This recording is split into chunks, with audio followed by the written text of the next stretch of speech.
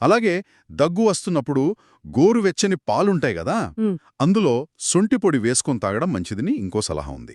ఆ, ఇక్కడ చూడండి, రెండిటికి సొంటి వాడుతున్నారు, కానీ జలుబుకేమో తేనెతో, దగ్గుకేమో పాలతో. అంటే దీని వెనక ఏదైనా లాజిక్ ఉందా? ఉండొచ్చు.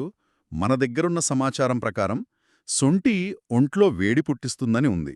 అంటే చలికాలంలో వెచ్చదనం కోసం అది హెల్ప్ అవుతుందేమో. అవును, అది కూడా చెప్పారు. సొంటిలో యాంటీసెప్టిక్ గుణాలు కూడా ఉన్నాయని, అంటే ఇన్ఫెక్షన్తో పోరాడతాయని కూడా ఉంది. కరెక్ట్. అంటే బహుశా జలుబు, దగ్గుకు కారణమయ్యే వైరస్, బ్యాక్టీరియా లాంటి వాటిపై పనిచేస్తుందని అనుకోవచ్చేమో. ఇంకో చిట్కా కూడా ఉంది.